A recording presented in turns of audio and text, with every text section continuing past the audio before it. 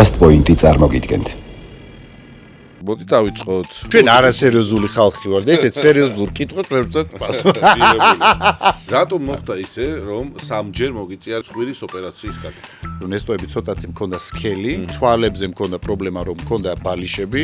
თავს მიხედოს ისე, როგორც მათ თქვა ქალი უყლიულის თავს. მამაკაცები მიდიან, მაგრამ აი ესე ფარულად, ეკითხებიან ვინ არის სალონში, როდის შეიძლება მოსვლა. ჩვენ ცხოვრობთ სხვებისთვის და არა ჩვენი თავისთვის. მიდიხარ თქვა აბარებ ანალიზებს. რაღაცა მგონია რომ საქონის ნაკელის ნიღბები იქნება. ახლა რომ იყურები სარკეში. ნუ მაშინ ბრმა უნდა იყო ადამიანი რომ ჩერზე თქვა მახლიჩი. Twitch-ე ფასებას არ უჩივი. არასოდეს არ მივიდა ტრენაჟორის დარბაზში. მე ჩემი სხეული კმაყოფილი ვარ და ერთადერთი რასაც ვაკეთებ არის რომ რითი გამოძველი აქედან.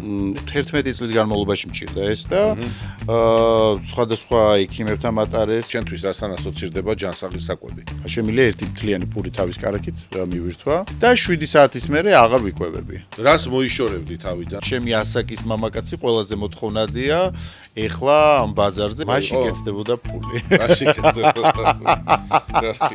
რეალურად ის არის რომ არც ერთი ეს არაფერ შუაში არ არის არაფერთან. ასე არ ვარ. დაურეკოთ თამაზას. თამაზ გადაცემიდან გირეკავ და აინტერესებთ ესეთი რაღაცა. კარგი სამეცნიერო ანალიზები თუ კარგი რეიტინგი გადაცემის? რეიტინგიო იტყვი. იცი რა გააჩნი ანალიზებს, მაგრამ კარგი რეიტინგი. ეპიზოდის პარტნიორია წყალი მთის. გადაცემის სპონსორია მკვდარი ზღვის ბუნებრივ მინერალებზე დამზადებული ბრენდი აჰავა. კანის მოვლის მსოფლიო ბრენდი ავერსისგან.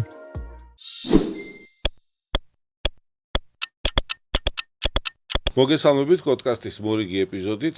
ჩვენს მაყურებელს მივესალმები. რაც თავადია შეგახსენებთ, რომ ჩვენი პოდკასტი იწერება შესანიშნავ გარემოში.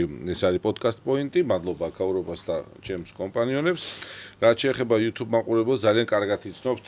მანამდეც იცნობდით, მაგრამ ახლა YouTube მაყურებელმა უფრო კარგად გაიცანით. გიორგი ნაზღაიძე, ტელერადიო წამყვანი და ამჟამად უკვე პროექტ სარკასტიკას ერთ-ერთი ხელმძღვანელი, ასე ვთქვათ, თუ რა ვიცი, დამფუძნებელი თუ ასე შემქმნელი თავის პარტნიორთან ერთად. ყველას გიყვართ, მე გაოცებული ვარ, რამოდენიმე გადაცემას გიორგი უყურე შენსას ეპიზოდებს და ნუ კი იუმორის საკმაოდ ბევრია და ნუ მაყურებელმაც აითვისა და აიღო. ხო, აზრი ეგ არის რომ უნდა იყოს იუმორი. კარგი ხალისიანი პროექტი, წარმატებები. მადლობა. რაც შეეხება ჩვენს შეხვედრას, მადლობა პირველ რიგში. პირიქით ძალიან დიდი მადლობა რომ მომიწვიეთ, იმიტომ რომ საინტერესო გადაცემა გაქვს. გაიხარეთ, მადლობა ასევე. გიორგი, სარკასტიკაში როგორც წესი სხვა ადამიანებს, ასე ვთქვათ, სთავაზობთ ერთმანეთზე იხალისონ, თქვენ ხალისობთ და მაყურებელიც ამით ერთობა. საკუთარ თავს სარკასტულად უყურებთ თუ არა? ჩვენ დღეს ვისაუბრებთ ჯანმრთელობაზე, გარეგნობაზე, ყველაფერზე, იმაზე, რაც ჩვენს შინაგან თუ გარეგან სამყაროს წაადგება, ან შეიძლება ვნებს, ხო?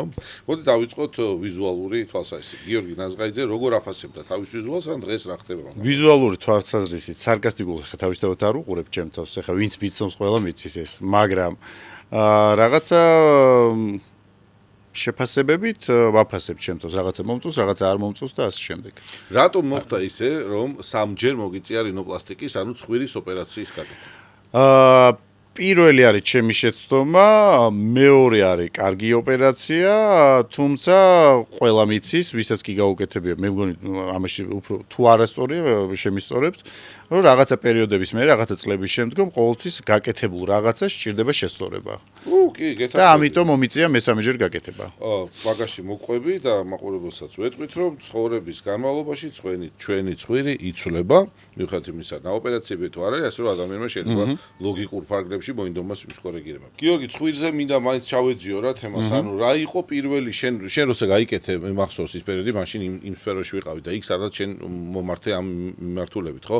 მანამდე ქონდა ჩარევა გაკეთებული. კი, პირველი რა იყო ის პირველი ტრიგერი? რატო გაიკეთე ოპერაცია? არ მოგწონდა თუ ფუნქციონალური თემა იყო? პირველი ოპერაცია გავიკეთე ავარიის შედეგად, ტრავმა, მაგრამ ესე დეფორმირებული არ იყო, უბრალოდ სუნთქვაზე იყო პრობლემა და თუმცა მე რადგან ვიკეთებდი ნესტოებზე მქონდა ის რომ ნესტოები ცოტათი მქონდა სქელი და ამ ნესტოების დათხელება გადავწყვიტე. თუმცა პირველი ოპერაციის პრობლემა ის იყო რომ არაკვალიფიცირებულ ადამიანთან მივედი, იქ შემიძლია ხმამაღლა ვთქვა იმ პირველი ოპერაციის შეცდომა რაც მომივიდა და მე უკვე მოვედი თქვენ კლინიკაში, სადაც ის პრობლემა რაც იყო სრულად გამომისწორეს და ცხვირი აღადგინეს იმ მდგომარეობაში როგორიც ანუ ფუნქციონალური პერსონალური თემაც იყო და თან იყო დეფორმული ამბავი. არ იყო ჩემი მოთხოვნა რომ რაღაცა კურნოსიცხვირი უნდა მქონოდა თუ რაღაცას რო ეძახიან რაღაცა ფორმებით არა რაც რეალურად ძველი ფოტოები მიდევს და ყველა ხვდება რომ ერთადერთი რაც არის ოდნავ ნესტოებია და დიდი ცვლილება არ არის შეტანილი. მესამე ოპერაციის შემთხვევაში იყო ის რომ აი რაც აღნიშნე მაშინ რომ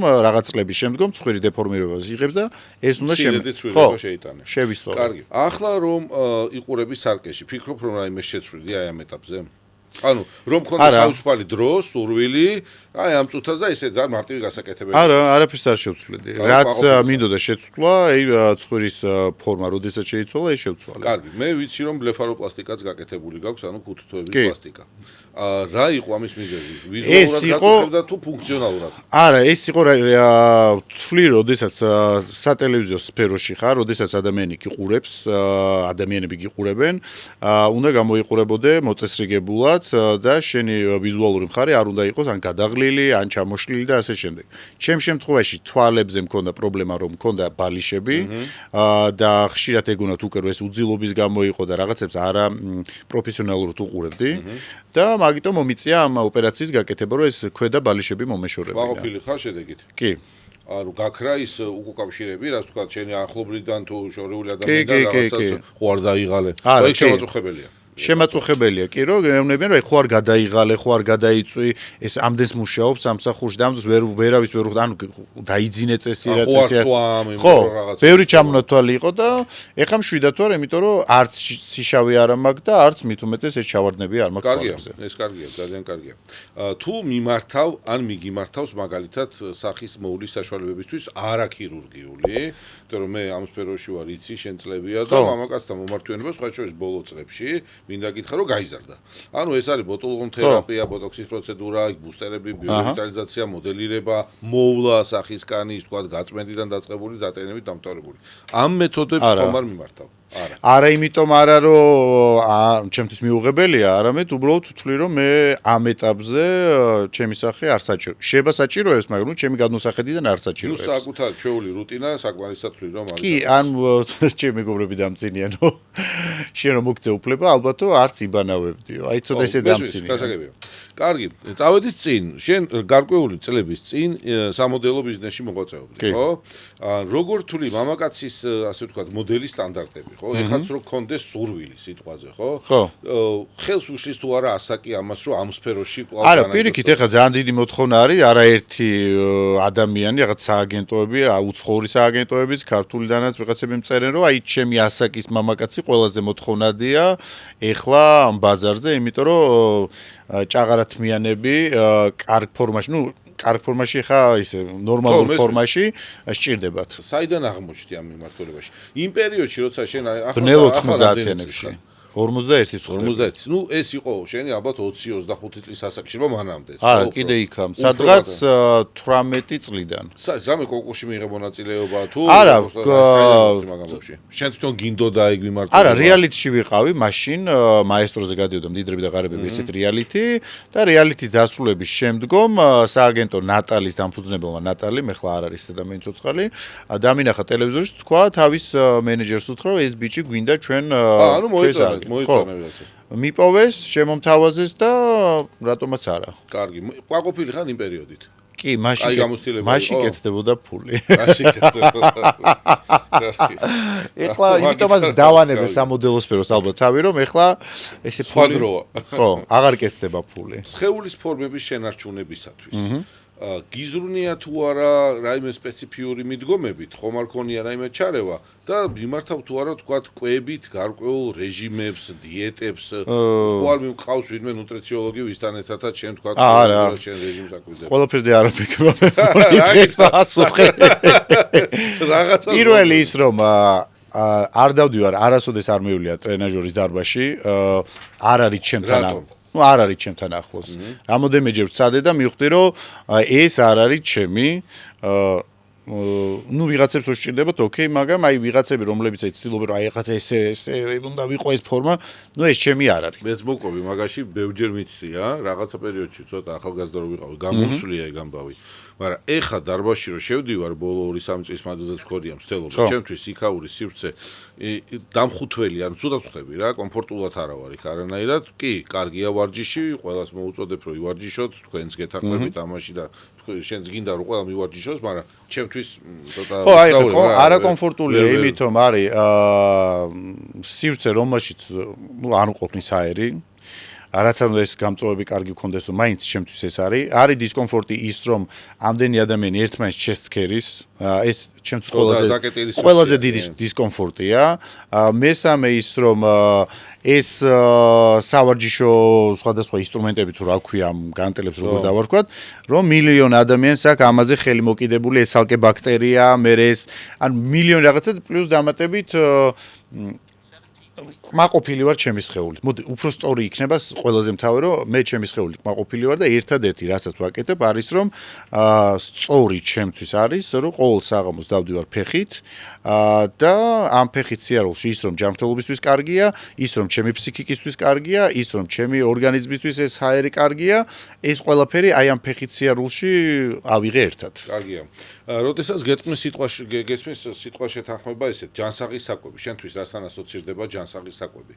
და ხომ არ გაქვს ეგეთი მცდელობები, რომ რაღაცა ცხოვრების ეტაპებზე მე მაქვს მაგალითად პირდაპირ როცა ეს ღიპი გამეზდება და ეხლა საკმაოდ მომემატა, რომ რაღაც ჯანსაღკვებას მიმართო. გაიგე, ამოვიღო კვება, ნახში წყალი ამოვიღო, ტკბილი ამოვიღო, ანუ რაღაცა შევეცადო, რომ რეჟიმულად შენ ხო არა გაქვს ჯანსაღი კვების შენი ფორმულა, რომელსაც ისე მარტივად იცავ. კვება მიყვარს, ყველა მეცის ჩემ გარშემო, კარგი საჭმელი მიყვარს, ქართული სამზარეულო ჩემთვის პირველია, თან კარაქიანი პური ხო საერთოდ. შემიძლია ერთი მთლიანი პური თავის კარაქით მივირთვა. მაგრამ ერთადერთი ალბათ ჯანსაღ იმას კვებაზე თუ გადავალთ, არის მომენტი, როდესაც რაც შენ აღნიშნე, როდესაც ხედავ, რომ წონა ცოტა გამექცა, ამ შემთხვევაში ვიწყებ აი ამას, რომ მაგალითად ეხლა მაქვს ეს პერიოდი, სადაც 6 კილოც დავიკელი. რითი დაიკელი ხა? ეხლა თქვი პირდაპირ დღის განმავლობაში, სადაც 7 საათამდე ვჭამ იმას, რასაც მინდა და რამდენსაც მინდა. ერთჯერადად? ერთჯერადად. და 7 საათის მერე აღარ ვიკვებები. კარგი ჭირს? არა. იცი რა, ჩემი ცხოვრებიდან გამომდინარე, ალბათ არა, იმიტომ რომ აქტიური ცხოვრება მაქვს და იმ კვებისთვისაც შეიძლება ვერ მოვიწევ. საღამოს მერე ფეხით გავისეირნებ და მერე ვიძინებ. კარგი, ჩემთვის როგორც სოციალურად აქტიური ადამიანისათვის, ხო? მით უმეტეს შოუ ბიზნესში მოღვაწეობა ქონია, ვთქვათ, სამოდელო ბიზნესში, სატელევიზიო სივრცეში, სადაც შენი ვიზუალი წარადგენს შენს თავს, უბრალოდ ვიზუალურ მხრიდან და არა შინაგანიდან, ხო? მაგრამ რამდენად ანიჭებს შენ მნიშვნელობას ვიზუალურ მხარეს კარიერული წინსვლისათვის? ნებისმიერი საქმე არ ორი დღის იმქონდა ზუსტად ამაზე საუბარი, რომ ჩემთვის არა, მე ესე ვფიქრობ, ყველას თავში ესეა, პირველი ადამიანი სანამ დაიწყებს საუბარს, პირველი არის ვიზუალური მხარე, ეს არის ჩაცმა, მოწესრიგებულობა და ნუ ვიზუალურად როგორ გამოიყურება ადამიანი. არ გულისხმობ იმას, რომ ადამიანი უნდა იყოს ლამაზი.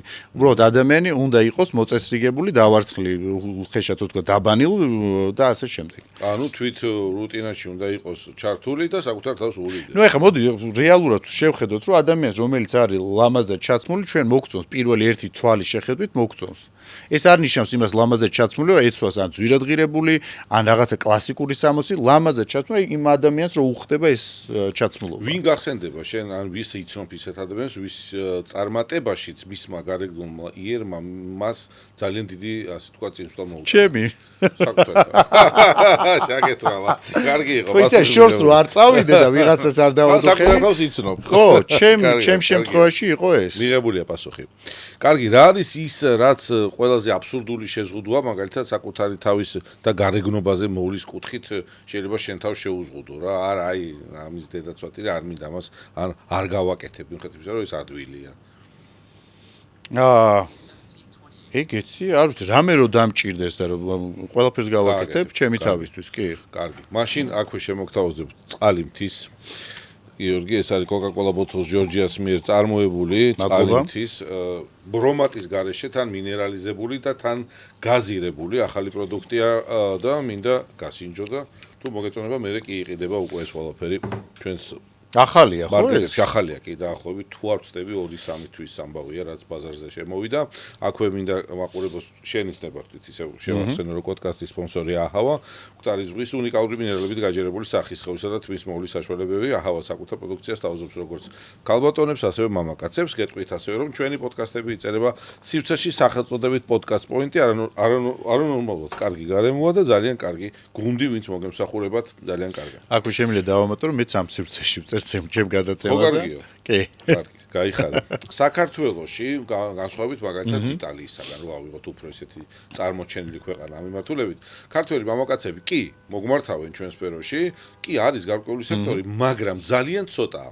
რა ფაქტორებია ისევ და ისევ სუბიექტური გადმოსახედიდან, რას აჩერებს მამაკაცს რომ შევიდეს კოსმეტოლოგის კაბინეტში, ესთეტიკურ მედიცინის ცენტრში და თავს მიხედოს ისე, როგორც მათ თქვათ ქალი უყლიულის თავს. ხო მე არ ვამბობ რაღაცა განსაკუთრებული რაღაცები იკეთოს, მაგრამ მოვლის და ეს ახალგაზრდობის შენარჩუნებისთვის ჩაეთროს პროცედურები. რა ფაქტორები აჩერებს? რა იტყვის გარემოცვარ?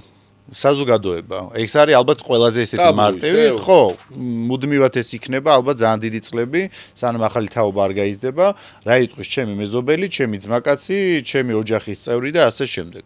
ეს არის ყველაზე მთავარი ამბავი ალბათ. და ასე ფიქრობ, რომ ეგ რაღაც გარე ფაქტორები რომ არ არსებობდეს, როგორ არა, ძალიან ბევრ ადამიანს მე ზუსტად ვიცი, რომ ბევრ რაღაცის შესწორება უნდა, მოვლა უნდა საკუთარი თავის, თუმცა არის ჩემ მეგობრებს აქვთ მაგალითად ახლა ცენტრები, სადაც აი სილამაზის სალონები, რაღაცა სახის მოვლის სივრცეები, სადაც მამაკაცები მიდიან, მაგრამ აი ესე ფარულად ეკითხებიან ვინ არის სალონში, როდის შეიძლება მოსვლა, ვინმე ხო არ და ანუ ეს პრობლემა არის.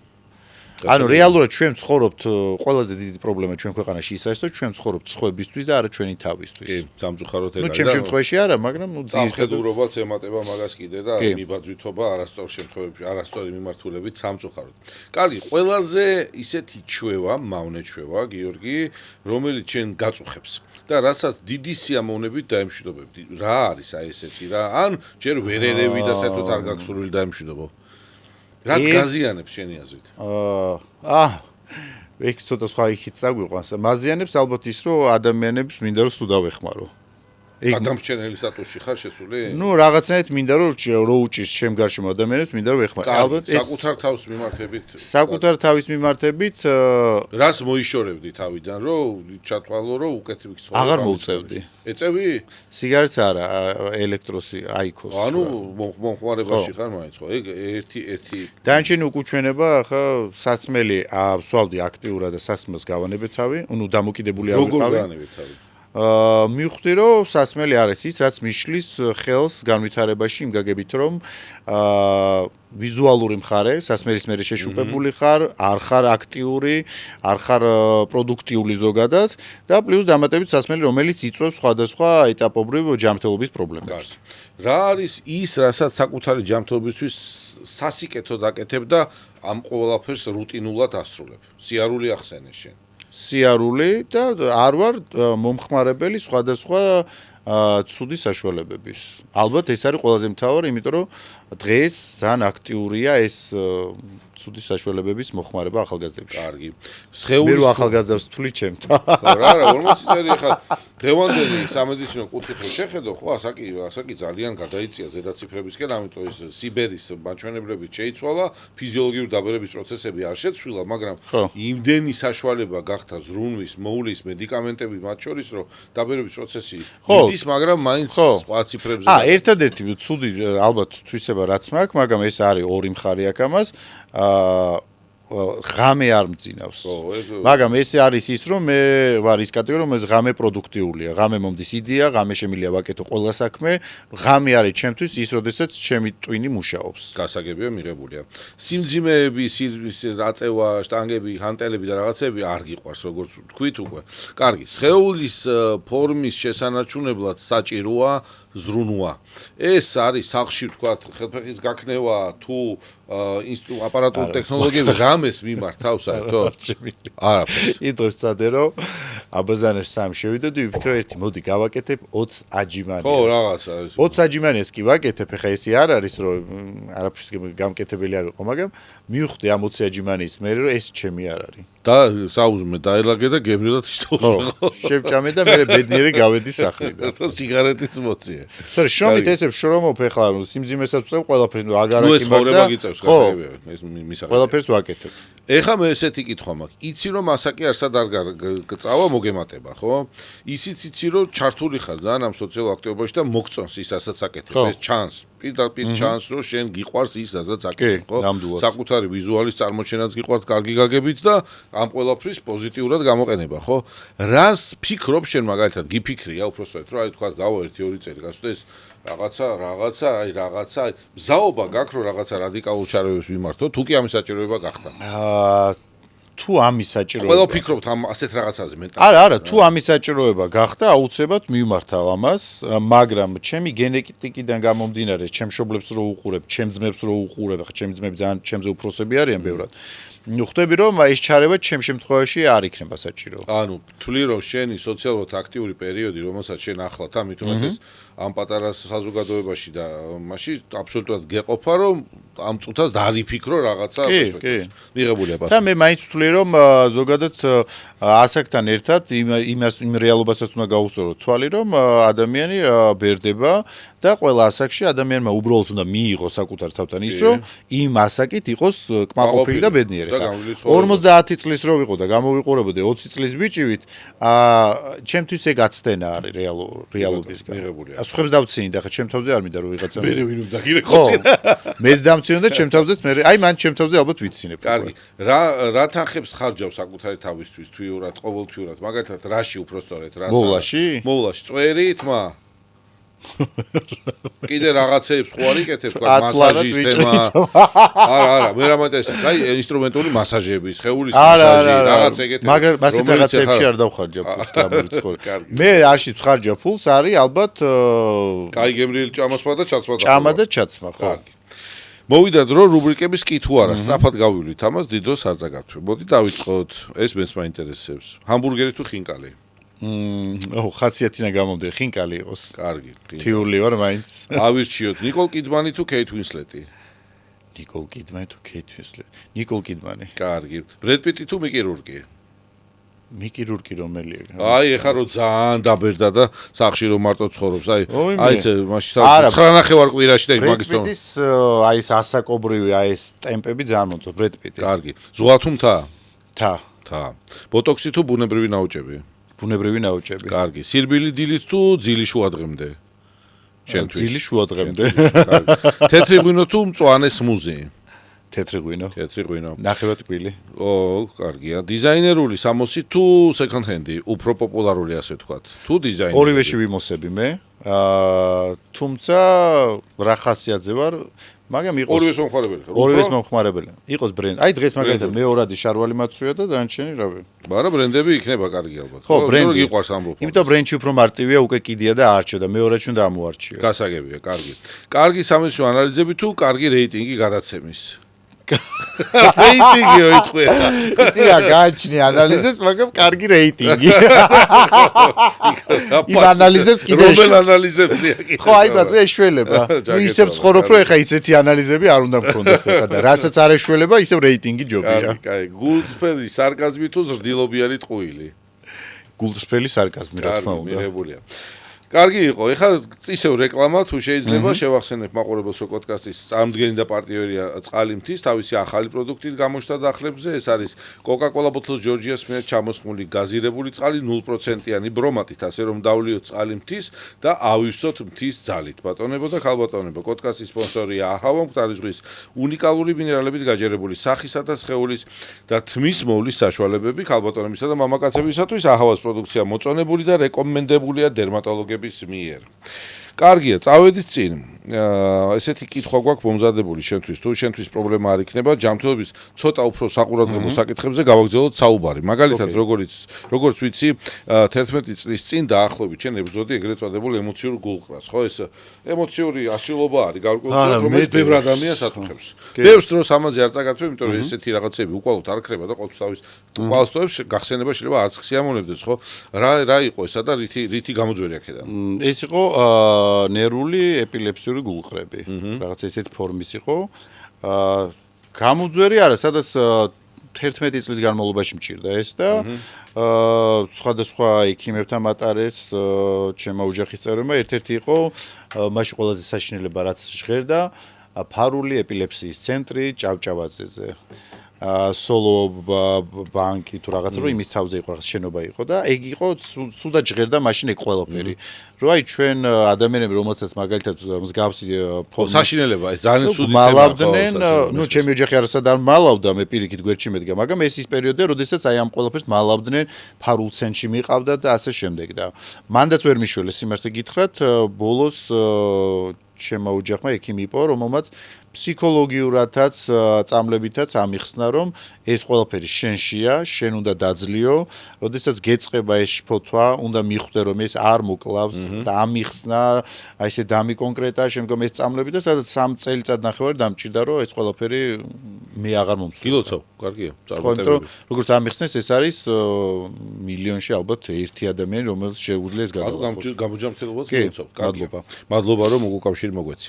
კარგი, იმ ადამიანებს რიცხვს მიეკუთვნები, ვინც წელიწადში ერთხელ მაინც რუტინულად ჩეკაპს, ანუ ჯანმრთელობის შემოწმებას იტარებს. ანუ მიდიხარ, თქვათ, აბარებ ანალიზებს, იკვლევ რაღაცა სასაკობრივი ჯგუფიდან გამომდინარე. იცი რა დაზღვევა მაქვს ჩემი თავის, სიცოცხლის თუ ჯანმრთელობის დაზღვევა, საკმარის თანხასაც ვიხდი, მაგრამ წესით ამისთვის გავაკეთე, რომ ეს ანალიზები ჩავაბარო, მაგრამ არა. გავიგე. კარგი. ეხლა რაც შეეხება შენ მენტალურ და სულიერ მდგომარეობას, ხო? როგორ ზრუნავ ამაზე? იოგა, მედიტაცია, სულიერი სწავლებები, სიმშვიდე, სად პოულობ შენ სიმშვიდეს? თუ რამე სიარული, ეს არის ერთ-ერთი ყველაზე ძალიან მაგარი რამ, ყველაფერს თუ თავი დავანებოთ, რომ აი შენ თავთან რომ მატორჩები, შენ სიმშვიდეში ხარ და აი ამით ალბათ ის არის, რომ დღის ამ გადაღლას, ამით მეწლებია მაგას ვიმართავ, ხო, ჩვენ დილაობით, ოღონდ საღამოსა დილაობით. აი ღამე მიყვარს, იმიტომ რომ ღამე არის, ხო, დილითაც პრინციპში სიჩუმეა თუ ადრე ადგები ადამიანი და ღამე სიჩუმეში შენ თავთან, შენ თავს უსმევ რაღაცა კითხვებს, შენივე თავს სცემ პასუხს, იდეებზე ფიქრობ და მე სახში მივდივარ. კი, ძალიან. დამშვიდებული მივდივარ სახში და მე ძალიან მშვიდად ვიძინებ. მარტო სეირნობ თუ რაღაცა ძაღლის გასეირნების ძაღლთან ერთად ვსეირნობ, ან რამოდენიმე ისეთ მეგობართან ერთად, რომელთან ერთადაც მშვიდად ვარ და შეგვიძლია რაღაცა, აი ისე განვიხილოთ რაღაცები, რომ ერთმანეთი დავამშვიდოთ, ხო?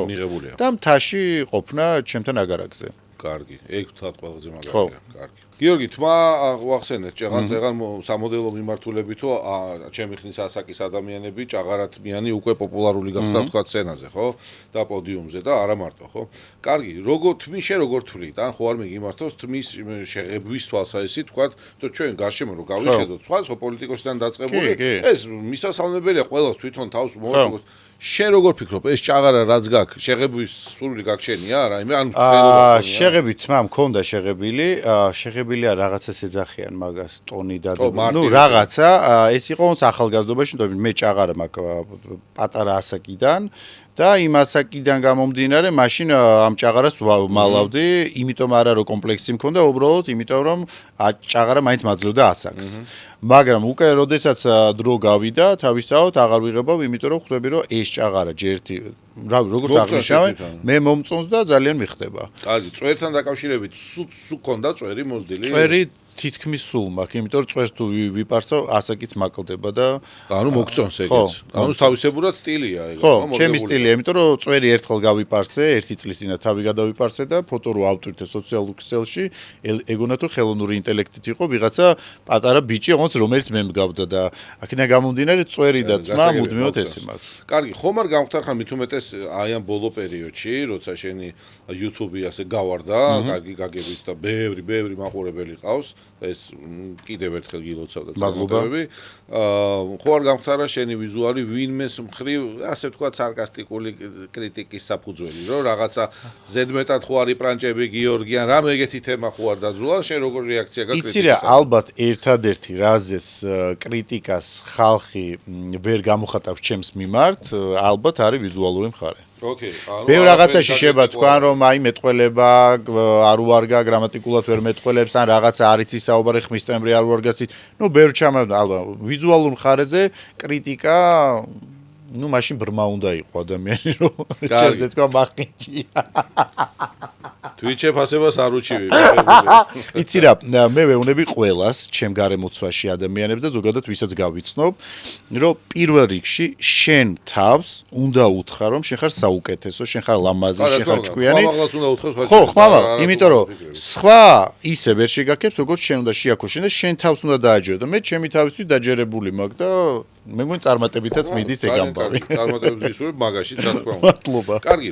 ესეთი ისა გვაქვს ჩვენ პატარა რუბრიკა, სადაც კითხვები ცოტა სპეციფიურია, მაგრამ შენ ლოგიკას თუ ჩართო, წესით და კანონით უნდა მე ცოტა სუსტი ვარ ლოგიკასთან. კარგი, მაგრამ მაინც გავერთოვით, მაყურებლისთვის საინტერესო შეიძლება აღმოჩნდეს. კარგი, რა კავშირია ამ სამ პრეპარატს შორის? ქსეომინი, ბოტულინოტოქსინი, დისპორტი.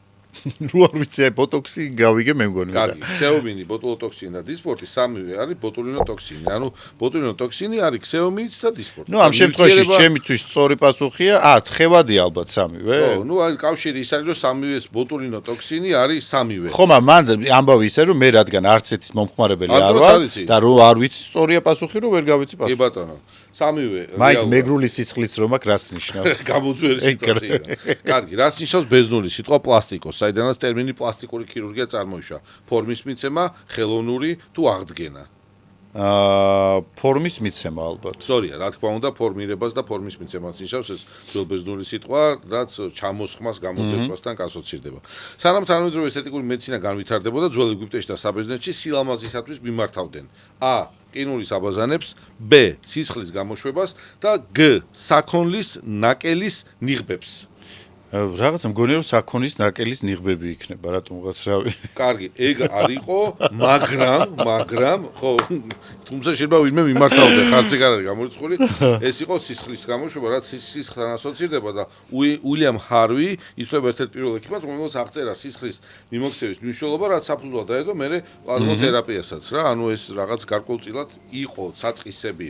კარგი, რა კავშირშია ესთეტიკის ოქროს სტანდარტი ჰიალურონისა და ჩამოთვლილ არსებებს შორის, ანუ ჰიალურონის მჟავა არის ის ნივთიერება, რომელიც ფილერები, ანუ ტულჩები, ანუ ყველაზე ხშირად რასაც ვიყენებთ ხოლმე ამ სფეროში.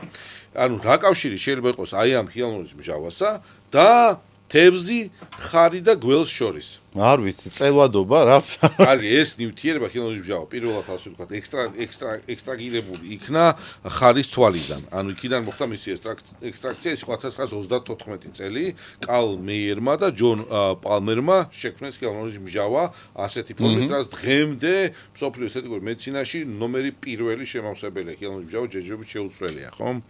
აი ხლა მოდი ესეთი აი როგორ კიდევ ერთხელ გინდება რომ მე ვარ ბუნებრივად ლამაზი ადამიანი დანამატების გარეშე. ამაზე მოსულია ხალხი, მაგარი. დანამატების გარეშე. კარგი. სამი პროდუქტი, რომელიც აქ არის წარმოდგენილი, უფრო სამი ნივთი, ეს არის კოვზი, ხის, ხო? ნუ კოვზი იყოს რა. უბრალოდ ამ ხეზე ასოცირება ლიმონი და გირჩი. ანუ სამი რამ არის, რომელიც დღეს ითვლება რომ თანამედროვე, ასე ვთქვათ, ინოვაციურ ერთ-ერთ მეთოდთან არის კავშირში თავის მოვლის მიმართულებით. ანუ ლიმონი, გირჩი და კოვზი. მე როგორც ჩაცმის ესთეტი, ფერების ძალიან ლამაზი წყობა. ეგ შემიძლია აღვნიშნო პირდაპირ ძალიან ლამაზი ფერების წყობა. მაგრამ რომელ ინოვაციასთან შეიძლება მეთოდთან იყოს კავშირში? ეს ან ეს? ასე არ ვარ. ნუ ლიმონი შეიძლება იფიქრო ლიმონმჟავა. რომ მითხრა ხინკალი რა პროდუქტებით კეთდება, რა შემადგენლობით, იმას გეტყვი და ესენი არ ვიცი. კარგი, აბა აი ტელეფონი და ხო რეკავ ხოლმე სარკასტიკაში მეგობრებთან და ასე ვთქვათ იქ ვიღაც. ნუ პრინციპში უფრო სწორი იქნება, ხო? ასე ვთქვათ ეთამაშებით, ხო? საკმაოდ წარეთ სხვათა შორის ზოგ შემთხვევაში. ნუ ეხა იცი რა, ვისაც არ აქვს იუმორი, იმისთვის წარეა და ვისაც აქვს მისაღებია. ვისურეკო ისიც გითხრა. დაურეკოთ თამაზას. თამაზას პასუხი იქნება რაღაცების კეთილი. კი, სუთმასული სხვათა შორის თავარია სამსახურში არ იყოს, სამსახურში სხვადასხვა სახელით. ალო? აი ვითომ სხვა ადამიანი ვარ. თამას გადაცემიდან გირეკავ და აინტერესებთ ესეთი რაღაცა. რომელ გამახალგაზრდავებელ ინოვაციურ ტექნოლოგიაში გამოიყენება ლიმონი გირჩიან კოლში. კაი, დამაცად მე რო არ ვული თავ და შენ როგორც მოვლილ ადამიანს მაგიტო. ეხა ლიმონი არის C ვიტამინი. ხო? აჰა. გირჩი რა თქვი? გირჩი რა? ჩაის კოვზე. გირჩი და ჩაის კოვზე. ჩაის კოვზი შეგიძლია სახე დაიმასაჟო. თუ არა გაქვს რაღაც. არა, თამაზა გლიჯავს, რა გითხრა, სწორ პასუხებს. და გირჩი? გირჩზე რას გვეტყვი? გირჩი იქნება ალბათ თიმენა გირჩი? ხო. არა, გირჩი. გირჩიდან თუ გიდა ექსტრაქტი გამოიღე, თუ გიდა. გირჩიზეა ხომ მზადება სხვადასხვა საშუალებები. მურაბა მათ შორის.